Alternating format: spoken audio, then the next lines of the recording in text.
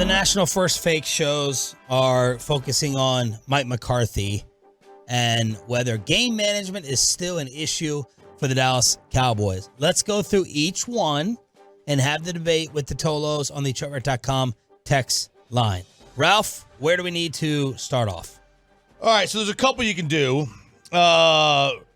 We've already done the 4th and 3 with 1:46 or so to go. That's the one that they're really focusing on with television. So where are we standing on that, just to recap? I agreed with the decision to throw it on 3rd and 3. I did not agree with the play call itself. I think you should have drawn up something better than just, well, let's put it on an island and throw it up there in the end zone. You didn't need a touchdown there. All you needed was a first down.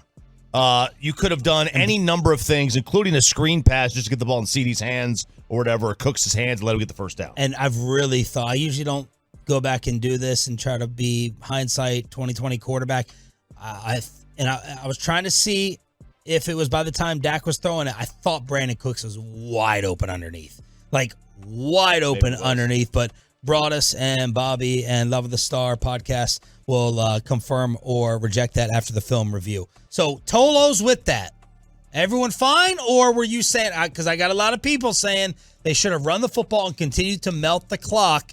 And if you run the football twice, maybe you do pick up the first down. I do love two things.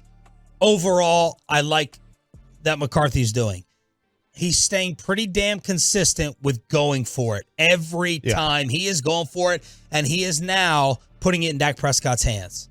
Yeah, and look, I mean, both of those things have changed. I had, if you were going to run, I wouldn't have had a problem with that. But like the thought he's using is that having the ball, possessing the only way Seattle can win the game is if you give them the ball back. And running the football would be voluntarily giving them the ball back. Now, yes, it'd be less time, but they still would have had a minute to go. And in a passing league, you could easily get down the field in a minute. You could easily do that. They did it at the end of the half, for crying out loud. So, like, it was possession more important than time on the clock. I was totally okay with throwing it. I might not have done that. The play they ran, I didn't care for the play, but again, the decision I thought was okay. Okay. Next one. The 4th and 2, incomplete to CeeDee Lamb on the right side where he dropped it. That was a 28-27 Seattle lead. The Cowboys had a 4th and 2 at the Seahawks 30, so it would have been a 47-48 yarder. Yeah. And they decide instead of being down potentially up 2, because they would have kicked the field goal, and who knows if they make it or not, they're down 1. Fine with it, because Mike knows he's in a shootout, and he knows that his defense is not stopping them, and we need points. Plus, love the yardage where they were set up. Go to CD. Should have been a conversion. CD dropped it, and he owned it. Yep, same sort of thing. I'm completely fine. I think McCarthy recognized my defense isn't getting stops tonight. I can't afford to just get 3 points here. They haven't been able to stop our passing game. I don't trust they'll be able to do it another time in here. And he was right. They didn't stop it there. CD just didn't catch it. But right. I mean, they drew something up to get them the first down. I had no problem with it, especially with, this being something. It was not a chippy. I know Brandon Aubrey's been perfect this year. It would have been from 48. Yeah, and so, 48 versus converting a 4th and 2. I feel good about their chances of converting that and going down the field. Yeah, honestly, ironically, the bots, the 4th down bots, said it was basically a coin flip on win probability. It didn't add much, but I was fine with going for it. I would have done that too. They had gone a minimum of 60 yards on every drive to that point in the game. Wow. The Cowboys had. How many first downs did you say they had? 33. By the way, yesterday, combined between Seattle and Dallas, 11 first downs on penalty. There was a drive. That was the only possession they didn't score on, by the way, the whole game. On the Seattle penalty-ridden drive, 5 flags on the drive where Tony Pollard scored on the touchdown to make up for the helmet doink, where Dak bounced it off his face where Tony should have caught it. Al Michaels was blown away. The Cowboys had 9 first downs on that drive. 9 on the drive. So that's obviously good offense and horrible discipline and bad penalties. I think the Giants have 9 first downs this year. And so, I mean, that's a really impressive performance. But, yeah, I ultimately had no problem with the call itself. It's easy to look at it in hindsight and go, you left points on the board, but I thought it was the right call. So there's another one that people are not understanding or liking. Did you have another one here? I have a couple more, yeah. All right, go ahead. 4th and goal before the half. Yes. Minute 33 to go. They're at the Seattle 3. Dak scrambles to the right. He gets a touchdown. Yes. Called back by a holding, and they wind up kicking the field goal. On Terrence Steele. So all the Tolos. we're screenshotting. Me and you. Yeah. And they're like, this is why we love this show, because I said, kick it. And Choppy, of course, said, go for it. Kick it. Go for it. Kick it. Go for it. Total opposite as everybody was debating. What was the score at that point, by the way? It was... I think it was 17-14 Cowboys. It was 17-14 Cowboys. So the field goal made it 20-14. And then they go down the field, score a touchdown. They go into half with the lead and the ball coming out of half. So I wanted them to kick. This is Michael Lombardi. Close your ears, Choppy. This is Michael Lombardi, former NFL GM, getting into my mind a little bit. He's been praising Sean Payton because it's like Sean Payton is the only one left that is like, let me take the 3 points here. Now, am I going to give Mike McCarthy credit for knowing it was going to be an outright shootout in the second half? At that point, my biggest factor in wanting them to kick is their goal-to-go problems, which they definitely still have. Weird. They have goal-to-go issues. Yeah, I wanted the 3 points. I was not thinking that the defense was going to continue to get shredded in the second half. Now, McCarthy's mindset ended up being right, but I still wanted the 3 points right there. Thankfully, they still ended up getting them because it was not, an incomplete pass, and Terrence Steele brought it back. But because of their goal, I don't trust them in goal to go. I wanted the 3 points. Yeah, I don't necessarily trust them in goal to go either.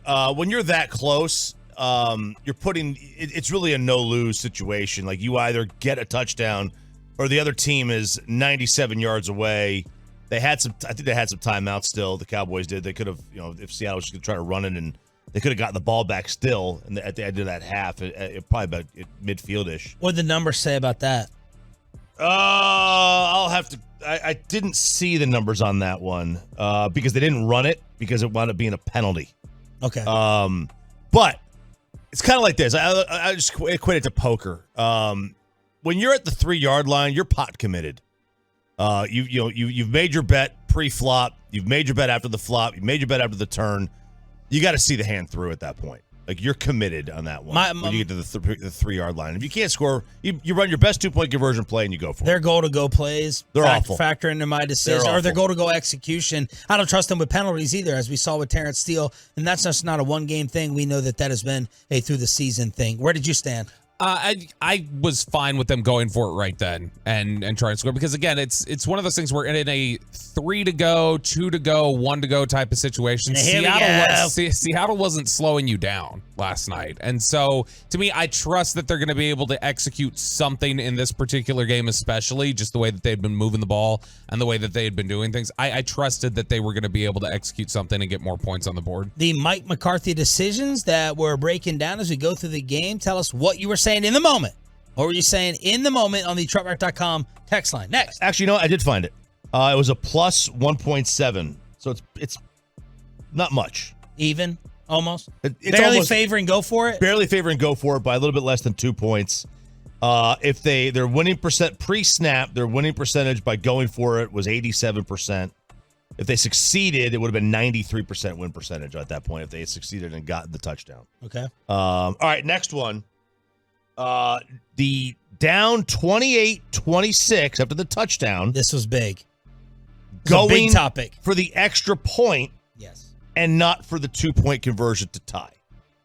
What did you think on that one? I don't think that to me, I want to know as soon as possible how many points I need. So if you need a 2-point conversion, don't just, we're going to wait and see. You don't know that you're going to score again for the rest of the day. You need to go for the 2-point conversion right then. Obviously, wait, move the ball fine. Wait. What? Who doesn't know that they're going to score? I'm saying you don't know with certainty that you're going to be able to go down the field, Dallas, and score again. That's your opportunity to tie the game, and you left it on the table. That I don't like. 28-27 at what point in the game? It was. That was the third quarter. It was late third. It was a minute to go in the third. So yeah, but you're your justification, it makes zero sense. No, it doesn't. You just said in the second quarter, they're not stopping you. No one's going to stop you. And now you're never going to score again with a quarter left? No, I'm saying you can't assume that you're going to score again, so just kick the extra point. And even if you are assuming you're going to score again, find out now if you need to make up those points if you don't get the 2-point conversion. Don't push it off till, let's wait till there's 3 minutes left in the fourth to find out if we can tie it. Get the answer then. That's why when you score a touchdown, when you're down 15 and you score a touchdown to be down 9, you don't kick the extra point to go down 8 with 2 minutes to go or 3 minutes to go. You go for 2, and that way if you need to have, if you need to really, really hustle or if you could play for a regular. So field. you both wanted him to go for 2. Yes. I would have preferred them go for 2. Yeah. I was fine with the extra point. In the moment, just get the points. You're gonna keep scoring, in my opinion. So I was fine with that. But a lot of people were saying this is not lining up with McCarthy's approach the rest of the game. It did not line up. It was very, very odd. Is that a no-doubter with the nerds of you definitely go for 2 there? Yeah, that was pretty much a no-doubter on that Seth one. Walter, I think, was calling McCarthy out for that. Yeah, that was a big one. And then the other one everyone was talking about was the... Honest to God, though, the NFL, if I was an owner and a general manager, I would have a quiz for all my coaches. They should have a guy. We all have this, but I want them to know too. We all have to sit in the room and you got to pass this. Like players have to pass the conditioning test. I'm going to give you all these scenarios and y'all got to pass it. You really do, and because this is just one of those things that continues to get butchered in the league. It does, and that's why they have somebody in their headset who's got the numbers right in front of them in real time. Because these numbers, you can get these win probability numbers in a matter of seconds. You just got to plug them in. They got one of my peeps there now doing it, right? I don't know that he's one of your peeps. I thought it was a she. oh yeah. Well, she's involved too, Sarah Molly Pie. But the main guy is John Park. That's the main one who is on the headset. And then the other one is the what? Oh, that you. I didn't say anything. You're a smart ass 24/7, but I make one joke and you're like, oh my god, you're uncomfortable. I'm chuckling at my own read of who you were calling your people, which I thought was John Park. It's an Indian joke. There's no one else got. I appreciated it once I understood it. I was confused at first. And then the other one, and this isn't a fourth down or not. This is the declining the penalty. Oh yes. So there was this game had a lot of stuff. Yeah. Now Seattle did the same thing where they declined a penalty too. So it would have been 2nd and 19. Yes. Or 3rd and 7. Yes. And this was 4 minutes left in the first quarter. And they picked up the 3rd and 7, and I wanted them to keep it 2nd and 19. And Ben Baldwin, who is the king of these little probability scenarios, tweeted, Dallas choosing a 3rd and 7 instead of 2nd and 19 for Seattle is a very strange decision. I didn't have a major issue with it from the standpoint of, just like take your get them this 3rd down. Dude, take your chances. In today's league, if you give team 2 chances, a 2nd and a 3rd down to get 19 yards, because they picked up on that play, I'm going to go back to this. On that play, Seattle picked up 13. So you're in the same position. 2nd and 19. That's a little unfair. Well, you're twisting it a little bit. Well, no. I'm going to assume that you get 7 yards.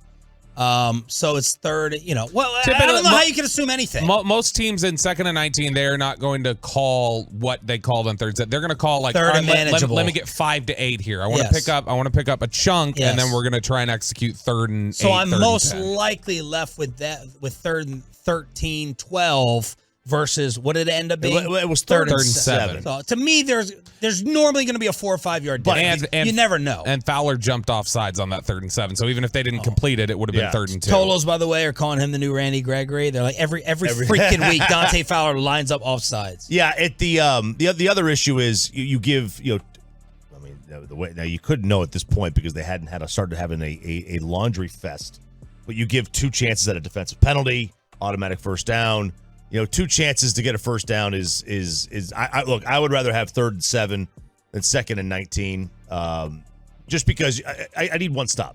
I just need 1 as opposed to 2. Did you guys get the sense at all last night? You remember the Derek Carr Thanksgiving game a couple of years ago where he realized they're throwing flags if you just throw it deep. They will call pass interference every time. Did you feel a little bit like that was I don't know that that's a game management mistake or if that's on Dak or McCarthy or whatever else. I did feel last night it's like take more shots down the field, just throw them, whether it's covered or not, because they look like they're throwing penalty flags regardless. I have no problems with the way, and I don't think you can second guess whatsoever the way any team played offense when for the fifth time in history there were 0 punts. And I'm not pointing blame at the officials either. These two teams have a history, and in fact, and I haven't gotten to the star down. This is one of my reasons why this game is a little bit more negative for me moving forward than positive, because the Cowboys are still stupid and undisciplined. They really are. First half penalties, they had 7 for 107. 7 for 107 in the first half, and that's not even including the ones that were declined. 3 PIs. They got lucky Hankins did not get flagged in the second. We are going to be sitting here after a playoff game saying the same old thing. Right now it's, oh my God, find a way to win. Oh my God, defense, way to go. You got 2 stops out of 30. Part of a champion. We're going to be sitting here again talking about this team against, because they are front runners. We're going to be talking about them. This my Corey Majors argument.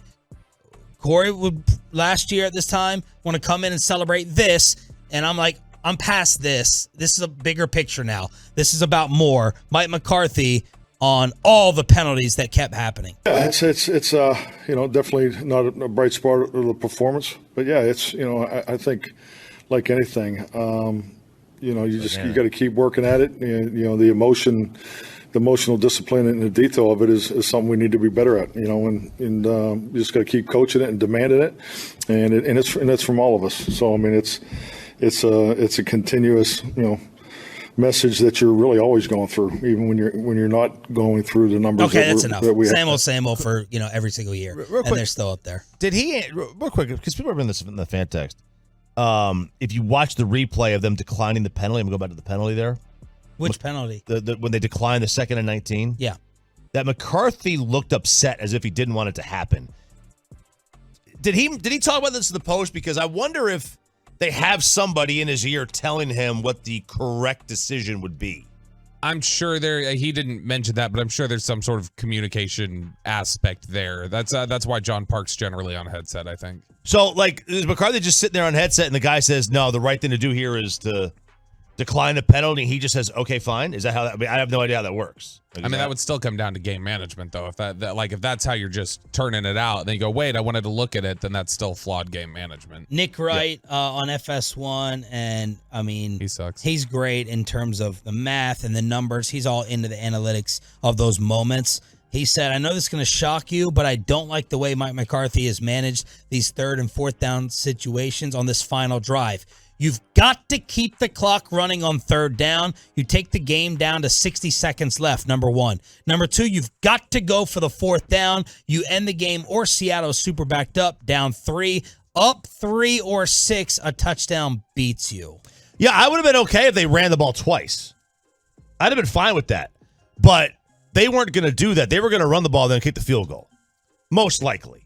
I think they would have. So we executed a Pollard push last night at Tony Tush. Yeah, because if Tony Tush, if they were their plan, I think all along was just to take the field goal, because if they wanted to, their plan all along was to take the field goal. Well, otherwise they would have ran it twice, or they went for the kill shot. Yeah, no, that was the problem. The problem was they went into the end zone. They didn't need to go into the end zone. Before they scored the go-ahead touchdown, what was the discussion on the TV side, or what were y'all's thoughts when the delay of game happened and put him at 2nd and 7? The next play, they threw a touchdown to Ferguson, but there was a lot of talk about McCarthy was trying to get a timeout and didn't communicate it quick enough. Yeah. Because we had the radio broadcast on and we heard Babe going, McCarthy is trying, it ran down way late and tried to get a timeout, couldn't get it in time, got the flag. Al assumed that Mike got it in. But I'm glad they didn't get it in.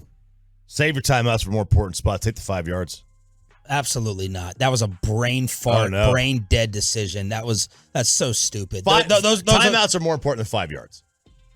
5 yards is nothing in today's league. Timeouts are so much more important. What yard line were they on? They were 2nd and 2 from the 7 after Dak had scrambled. That set them to 2nd and 7 from the 12. And the next play was the Ferguson touchdown. Yeah.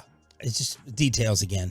It is details, but I think, look, I would much rather have a timeout in my pocket, an extra one, than 5 yards. I mean, you're giving yourself more room down there anyway. I think it was a blessing in disguise. They may have been. I don't think they planned it that way.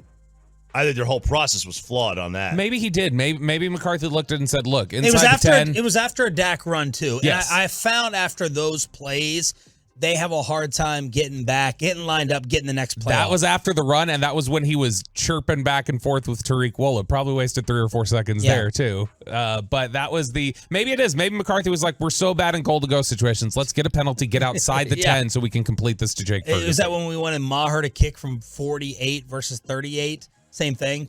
Yeah. Was that with him? Yeah. Or was that Zerline? No. He was Zerline and Maher were both the same way, where you wanted to, honestly, just move it back, let him kick from further. He seems to be better there. Yo, that was a pretty good football breakdown. Yeah. Well done. High fives all the way That's what around. happens when you actually get, watch the games and detail it.